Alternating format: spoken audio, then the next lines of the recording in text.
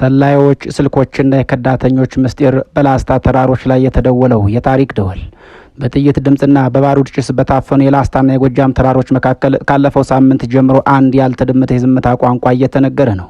በጦር ሜዳ ግንባር ላይ ተፋጡ የሚታኮሱ ባላንጣዎች በዲጂታሉ ዓለም ድልድይ ያበጅተው ሚስጥራዊ የስልክ መስመር ተገናኝተዋል። የአማራ ክልል ምክትል ርዕሰ መስተዳድር አቶ አብዱ ሁሴንና የፋኖ አመራሩ ምሬ ወዳጆ በስልክ መገናኘታቸው ተረጋግጧል። ይህ ስልክ እንዲደወል ቁልፉን የሰጠው ደግሞ የቅርብ ሰው የነበረውና ካምፕ ቀይሮ ወደ መንግስት የገባው ኮማንዶ ፍቅሩ ሙሉዬ ነው። ይህን ክስተት ተራ ስልክ መደዋወል አይደለም። በጦርነት ስትራቴጂ ውስጥ የግል ግንኙነት ጦርነት ተብሎ የሚጠራው አደገኛና ረቂቅ ምዕራፍ መክፈቻ ነው። በአንድ በኩል እጅ ሰጡ የሚል የጥርጣሬ መልእክት፣ በሌላ በኩል እንደራደር የሚል የማባበያ ሹክሹክታ፣ በመሃል ደግሞ የኔን ሚስጥርና ስልክ ማን አሳልፎ ሰጠው የሚለው የጥርጣሬ መርዝ የተቀላቀለበት ድራማዊ ክስተት ነው። ለመሆኑ አንድ ስልክ ቁጥር እንዴት የጦርነትን አቅጣጫ ሊቀይር ይችላል? ከዳተኞች መረጃቸውን ይዘው ካምፕ ሲቀይሩ በጫካ ውስጥ የሚቀረው የመተማመን ግንብ እንዴት ይናዳል? መንግስትስ ይህንን መረጃ በመጠቀም ምን አይነት የሳይኮሎጂካል ፕሮፋይል እየሰራ ይሆን? ዛሬ በዚህ ትንታኔ በኢትዮጵያ ምድር የተከሰተውን ይህን ክስተት ከኮሎምቢያው ጥቅጥቅ ያሉ ጫካዎች እስከ ቪየትናም ረግራጋማ ምድሮች፣ ከአፓርታይድ ደቡብ አፍሪካ ሚስጥራዊ ደብዳቤዎች እስከ መሳፍንት ዘመን መልእክተኞች ድረስ ያሉ ታላላቅ የዓለም ተሞክሮዎችን እያነጻጸርን ጥልቅ ሚስጥር እንፈትሻለን። ከባህር ዳር ቤተ መንግስት እስከ ላስታ ተራሮች የተዘረጋው ይህ የስልክ ገመድ ለሰላም የተዘረጋ የዲፕሎማሲ ጭላንጭል ነው ወይስ ጦርነቱን ወደ አዲስና አደገኛ ምዕራፍ የሚያሸጋግር የመረጃ ወጥመድ ነው? አብራችሁን ቆዩ።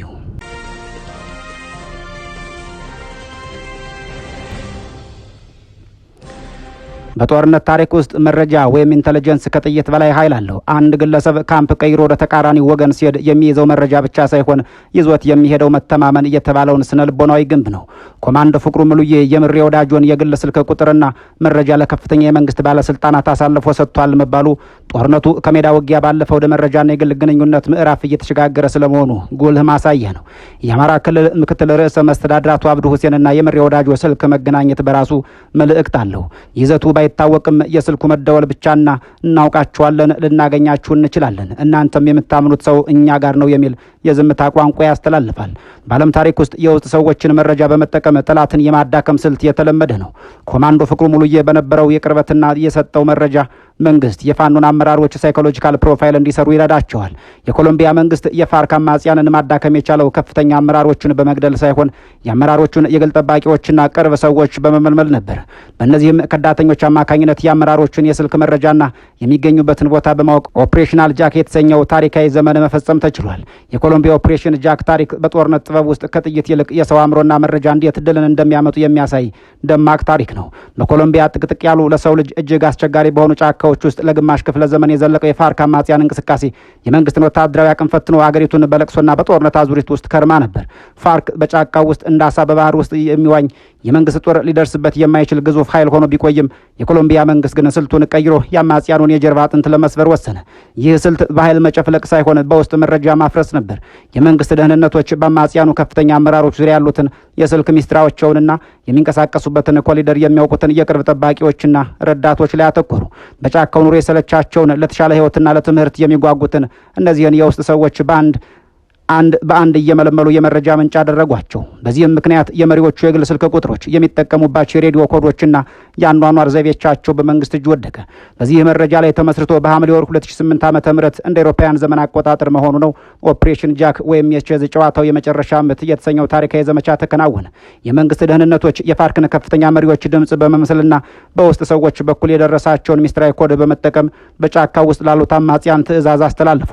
ትዕዛዙም በእጃቸው ያሉት ታዋቂ ታጋቾች ኢንግሪድ ቤንታኮርትና ሌሎችን ጨምሮ ወደ ሌላ ካምፕ ለማዛወር ሄሊኮፕተር ይላካል የሚል ነበር። በመረጃው የተታለሉት የፋርክ ታጋዮች የመንግስት ኮማንዶዎች በሐሰተኛ የአማጽያን ልብስና በዓለም አቀፍ ግብረሰናይ ድርጅቶች አርማ ተመስለው የላኳቸው ሄሊኮፕተሮች በታላቅ ደስታ ተቀበሏቸው። አማጽያኑ እነዚህ የራሳቸው ሰዎች ናቸው ብለው ስላመኗቸው ታጋቾችን ይዘው ወደ ሄሊኮፕተሩ ተሳፈሩ። ሄሊኮፕተሩ ካፈር ተነስቶ ወደ አየር እንደመጠቀ በውስጥ የነበሩት ኮማንዶዎች በአንድ ቅጽበት ራሳቸውን ገልጠው እኛ የኮሎምቢያ ብሔራዊ ጦር ነን፣ እናንተ ነጻ ናችሁ ሲሉ ታጋቾቹን አስለቀቋቸው። የአማጽያኑ መሪዎችም ያለምንም ጥይት ተኩስ በቁጥጥር ስር ዋሉ። ይህ ክስተት በዓለም ጦርነት ታሪክ ውስጥ ደም ሳይፈስ የተገኘ ታላቅ ድል ተብሎ ተመዝግቧል። የድሉ ሚስጥር ደግሞ የጠላትን ምሽግ ሰብሮ መግባት ሳይሆን የጠላትን የመረጃና የልብ ጓዳ ከፍቶ የውስጥ ሰዎችን መመልመል መቻሉ ነበር። ፋርክ ከዚያ ክስተት በኋላ ዳግም አላገገመም። ምክንያቱም መሪዎቹ እርስ በርሳቸው መጠራጠር ጀመሩ። ማነው መረጃ አሳልፎ የሰጠው የሚለው ጥያቄ በጫካ ውስጥ ያለውን አንድነት አፈራረሰው። በመጨረሻም ይህ የመረጃ የበላይነት አማጽያኑን ወደ ድርድር ጠረጴዛ አስገብቶ የሰላም ስምምነት እንዲፈርሙ አስገደዳቸው። ይህ የኮሎምቢያ ተሞክሮ ዛሬም ድረስ የሚያስተምረው ትልቅ ቁም ነገር አለው። አንድን ታጣቂ ኃይል በመድፍና በከባድ መሳሪያ ከመምታት ይልቅ የቅርብ ሰዎችን መረጃ በመጠቀም በሚፈጠር የስነ ልቦና ስብራት ማዳከም እጅግ የላቀ ውጤትን እንደሚያመጣ በተግባር ያረጋገጠው የዚያ ዘመን ክስተት ነው። በዚያ እንዲህ ሆኗል። በዚህ ደግሞ ፍቅሩ ሙሉ እየሰጠው የተባለው መረጃ ለጥቃት ብቻ ሳይሆን ለለስላሳ ዲፕሎማሲ መንገድ መጥረጊያ ሊሆን ይችላል። አቶ አብዱ ሁሴን የደወሉት እጅ ስጡ ለማለት ሊሆን ይችላል፣ ወይም እንደራደር ለማለት። ነገር ግን ዋናው ግቡ በአመራሩ መካከል መጠራጠርን መዝራት ነው። በሁለቱ ተፋላሚዎች መካከል ከፍተኛ አመራሮች ስልክ መደዋወላቸው በታሪክ ሁለት ትርጉሞች ይኖሩታል። ቀዳሚው እውቅና መስጠት ሲሆን መንግስት በይፋ ሽፍታ የሚላቸው አካላት በስልክ ማነጋገሩ በውስጥ ታዋቂነት ኃይላቸውን እንደ እውነታ ወይም ዲፋክቶ ፓወር መቀበሉን የሚያመላክት ነጥብ ነው። ሁለተኛው ነጥብ ደግሞ የስነ ልቦና ስብራት ወይም ሳይኮሎጂካል ወርፌር የሚሰኘው ይሆናል። ምሬ ወዳጆ ስልኩን ሲያነሳና አቶ አብዱን ሲያገኛቸው የኔ ስልክ ማን ሰጣቸው የሚል ጥያቄ በውስጡ እንዲፈጠር ያደርገዋል። ይህ በአካባቢው ባሉ ሌሎች አመራሮች ዘንድ ማን ነው ቀጣዩ ከዳተኛ የሚል ጥርጣሬ ይፈጥራል። በቪየትናም ጦርነት ወቅት አሜሪካ ቹይ ሆይ ወይም ኦፕን አርም የተሰኘ ፕሮግራም ነበራት። የቪየት ኮንግ አባላት ወደ መንግስት ሲመጡ ከፍተኛ ገንዘብና መረጃ ይሰጡ ነበር። ይህ ደግሞ በጫካ ውስጥ ባሉ ታጋዮች መካከል ከፍተኛ ለመተማመንን ፈጥሮ ቆይቷል። በቪየትናም ጦርነት ወቅት የተተገበረውና ቺ ሆይ ወይም ክፍት እጆች በመባል የሚታወቀው የስነ ልቦና ጦርነት ታሪክ አንድን የታጠቀ ኃይል ከውስጥ ሆኖ እንደ ምስጥ በመብላት እንዴት ማዳከም እንደሚቻል የሚያሳይ ጥቁር ጠባሳ ያረፈበት የዚያ ዘመን ገሃድ ነው። በቪየትናም ጥቅጥቅ ያሉ ረግራጋማ ደኖች ውስጥ አሜሪካና የደቡብ ቪየትናም መንግስት በወቅቱ የነበረውን የቪየት ኮንግ አማጽያን ኃይል በቦምብና በከባድ መሳሪያ ብቻ ማሸነፍ እንደማይችሉ ተረዱ። አማጽያኑ በጫካ ውስጥ ተደብቀው በህዝቡ ውስጥ እንደ ውሃው ፈስተው የሚጠፉ በመሆናቸው አሜሪካ ስልቷን በመቀየር የልብና የአእምሮ ጦርነት ጀመረች። በዚህም ቺይ ሆይ የተሰኘው ፕሮግራም ተቀረጸ። በዚህ የፕሮግራም ዋነኛ መሳሪያ ጥይት ሳይሆን ከሰማይ እንደ በረዶ የሚረግፉ በሚሊዮኖች የሚቆጠሩ ወረቀቶች ነበሩ። እነዚያ በራሪ ወረቀቶች ለአማጽያኑ የሚከተለውን ጥሪ ያስተላልፋሉ። ወደ ቤተሰቦቻችሁ ተመለሱ፣ መንግስት ምህረት ያደርግላችኋል፣ ለቀጣይ ህይወታችሁ መጀመሪያ የሚሆን ገንዘብና ስራ ይሰጣችኋል የሚል ነበር። ይህ ጥሪ በረሃብ በበሽታና በከባድ ድካም ለዛሉት ታጋዮች ትልቅ ፈተና በር ከፈተባቸው። ፕሮግራሙ ስራ ላይ ሲጀምር በሺዎች የሚቆጠሩ የቪየት ኮንግ አባላት መሳሪያቸውን እየጣሉ ወደ መንግስት ካምፕ መግባት ጀመሩ። እነዚህ ቺይ ሆይ ወይም ተመላሾች የሚባሉ ግለሰቦች ለመንግስት የሚሰጡት መረጃ ግን ከወርቅ በላይ ነበር። የጓዶቻቸውን መደበቂያ፣ የምግብ ማከማቻቸውን፣ የሚጠቀሙባቸውን ሚስጥራዊ ዋሻዎችና የአመራሮቻቸውን ደካማ ጎን ሳይቀር ዘረገፉላቸው። አንዳንዶቹም የአሜሪካ ጦርን እየመሩ የነበሩበትን የጫካ ምሽግ ጭምር አስመቱት። ነገር ግን የዚህ ፕሮግራም ትልቅ ውጤት በመንግስት በኩል የተገኘው መረጃ ሳይሆን በአማጽያኑ ካምፕ ውስጥ የተዘራው የመጠራጠር መርዝ ነበር። አንድ ታጋይ በድንገት በካምፕ ሲጠፋ ጓደኞቹ ተገደለ ወይስ ከዳን የሚል ጥያቄ ውስጥ ይወድቃሉ። አብሮ በልቶ አብሮ የሚጠጣውን ጓደኛ ነገ አሳልፎ እንደሚሰጣቸው ማሰብ ሲጀምሩ በታጋዮች መካከል የነበረው ጽኑ አንድነት በጥርጣሬ ዝገት መበላት ጀመረ። አመራሮቹም በገዛ ወታደሮቻቸው ላይ እምነት አጡ። እያንዳንዱን እንቅስቃሴ በጥርጣሬ መመልከት፣ የውስጥ ሰላዮችን ፍለጋ ደግሞ ድርጅቱን የእርስ በርስ እንዲናከስ አደረገው። ቺይ ሆይ በጦርነት ሂደት ውስጥ ከ100 ሺህ በላይ ታጋዮችን ከጫካ ማስወጣት የቻለ ሲሆን ይህም በቪየትናም ታሪክ ውስጥ በአካል ከተገደሉት አማጽያን ይልቅ በስነ ልቦና ጦርነት የከዱት ኃይሎች በድርጅቱ ላይ የፈጠሩት ስብራት የላቀ እንደነበር ሕያው ማሳያ ነው። ታሪኩ ዛሬም ድረስ የሚናገረው ሀቅ አለው። የአንድን ኃይል ግንብ ለመናድ የግድ መድፍ አያስፈልግም። በመካከላቸው አለመተማመንን መዝራትና የቅርብ ሰዎችን መረጃ ነጥቆ ለጥቃት መጠቀም የትኛውንም ጽኑ የሚመስል ስብስብ ወደ ፍርስራሽነት እንደሚቀይረው ነው።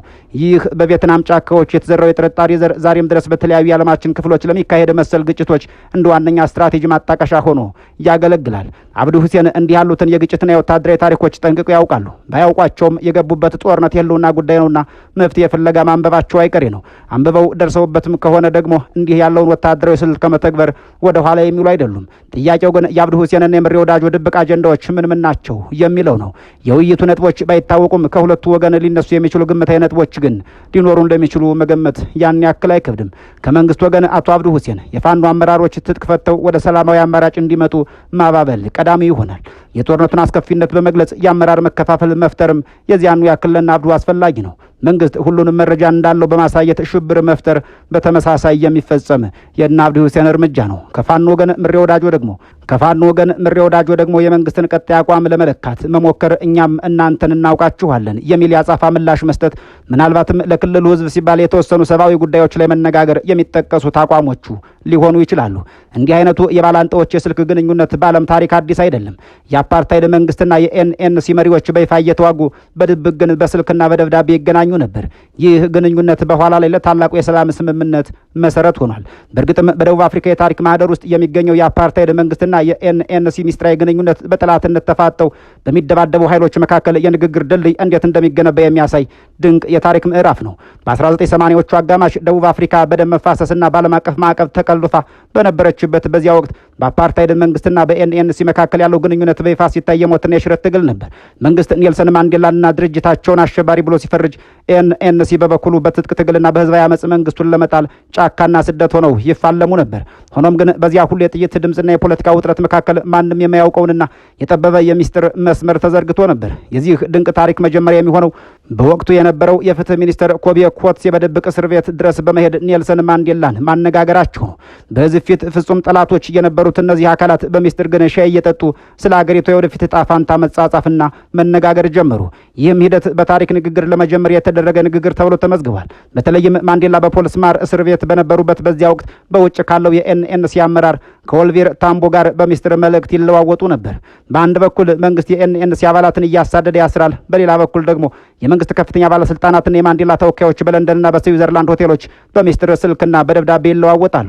እነዚህ ግንኙነቶች እጅግ ጥንቃቄ የተሞላባቸው ነበሩ። ምክንያቱም በሁለቱም ወገን ያሉ ጽንፈኞች ንግግሩን ቢሰሙ ኖሮ ከከዳተኝነት ተብሎ ደም ሊፈስ ይችል ነበርና ነው። ይህ በስልክና በደብዳቤ የጀመሩት ሹክሹክታ ነው ከዓመታት በኋላ ኔልሰን ማንዴላን ከስር እንዲፈቱና ፕሬዚዳንት ደ ክለርክ የአፓርታይድን ስርዓት እንዲያፈርሱ መንገድ የጠረገው። በጠረጴዛ ስር የተጀመሩት እነዚያ ሚስጥራዊ ስልኮች በሜዳው ላይ የነበረውን ጥርጣሬና ጥላቻ ቀስ በቀስ እንዲያማሙት አደረጉት። ጠላትነት ወደ ተደራዳሪነት፣ ተኩሱ ወደ ንግግር የተቀየረው በእነዚህ ሚስጥራዊ መስመሮች አማካኝነት በፈሰሰው መረጃና በጎ ፈቃደኝነት ነበር። ታሪኩ ዛሬም ድረስ በዓለም ፖለቲካ ውስጥ እንደ ትልቅ ትምህርት የሚጠቀሰው ጦርነትና ግጭት በበረታበት ወቅት እንኳን አንድ ስውር የስልክ መስመር ወይም ሚስጥራዊ ደብዳቤ ትውልድን ከጥፋት ሊታደግ እንደሚችል በማረጋገጡ ነው። የአፓርታይድ መንግስትና የኤንኤንሲ መሪዎች በይፋ የጠመንጃ አፈሙዝ ቢገጣጠሙም በሚስጥር የከፈቱት የልብ በር ዛሬ ላለችው ዲሞክራሲያዊት ደቡብ አፍሪካ መሰረት ሆኗል። መረጃና ግንኙነት በብልሃት ከተያዙ እጅግ የራቁትን ማቀራረብና የማይቻለውን ሰላም እውን ማድረግ ይችላሉ። ከባህር ዳር ወደ ላስታ ተራሮች የተደወለው ስልክ ዓላማ ምን እንደነበረ ማወቅ ባይቻልም በደቡብ አፍሪካ ያ ሚስጥራዊ ስልክ የተደወለው ለጥፋት ሳይሆን ለታላቅ የታሪክ ለውጥ መነሻ ነበር። በኢትዮጵያ ታሪክ ሂደት ውስጥም በተለይም በመሳፍንቱ ዘመን የጦር መሪዎች ጦርነት ከመጀመራቸው በፊት መልእክተኞችን ይለዋወጡ ነበር። ነገ እንዋጋለን፣ ዛሬ ግን በቃላት እንለካካ የሚል ባህል ነበራቸው። የአሁኑ ስልክ ጥሪ የዘመኑ የመልእክተኛ ስሪት ተደርጎ ሊወሰድ የሚችል ነው። በመረጃ ዓለም ውስጥ አንድ ሰው ለምን ጎራውን ይቀይራል የሚለው ጥያቄም ወሳኝ ይሆናል። ኮማንዶ ፍቅሩ ሙሉዬ በፈቃዱ ሄደ ወይስ በተቀነባበረ ኦፕሬሽን ተላከ የሚለው ገና ምላሽ አላገኘም። ሆኖም እሱ የሰጠው መረጃ በመንግስት እጅ መውደቁ የፋኖን የደህንነት መዋቅር እንደገና እንዲፈትሽ ያስገድደዋል። አንድ ሰው መረጃ ይዞ ሲከዳ ተቋሙ ወይም ድርጅቱ ዳሜጅ ኮንትሮል ወይም የጉዳት ቅነሳ ስራ መስራት አለበት። ምሬ ወዳጆ ስልኩን መቀየር ብቻ ሳይሆን ፍቅሩ የሚያውቃቸውን ሚስጥራዊ ቦታዎችና ግንኙነቶችን ማፍረስ ሊኖርበት ነው። በመጨረሻም ይህ የስልክ ግንኙነት ሁለት ተቃራኒ ውጤቶችን ሊያመጣ የሚችል ነው። ቀዳሚው የሰላም ጭላንጭል ሲሆን የስልክ ግንኙነት ወደ በረድ ያለ ንግግር፣ ወደፊት ለሚመጣ የሰላም ድርድር በር ከፋች ሊሆን ይችላል። ሁለተኛው ደግሞ የጠነከረ ግጭት ሊወልድ ይችላል። መንግስት በመረጃው ተጠቅሞ በታለመ ጥቃት የአመራር ክፍተት ለመፍጠር ሊሞክር ይችላል። ይህም ጦርነቱን የበለጠ መራራና አስቸጋሪ ያደርገዋል። የኮማንዶ ፍቅሩ ሙሉዬ መክዳትና የአቶ አብዱ ሁሴን የስልክ ጥሪ በኢትዮጵያ ፖለቲካ ውስጥ የመረጃ የበላይነትን ለመያዝ የሚደረግ ትልቅ የቼስ ጨዋታ ነው። በታሪክ እንደሚታየው በጠመንጃ ያልተቋጨ ጦርነት ብዙ ጊዜ በስልክ ጥሪዎችና በጠረጴዛ ዙሪያ ንግግሮች ይጀመራል። ይህ ግንኙነት ደግሞ የኢትዮጵያን የውስጥ ችግር ለመፍታት አዲስ መንገድ ይሁን ወይም ለበለጠ ጥፋት መረጃ ማሰባሰቢያ የሚታየው በሂደት ይሆናል። ሰናይ ጊዜ ተመኝተን በዚሁ እንሰናበታለን።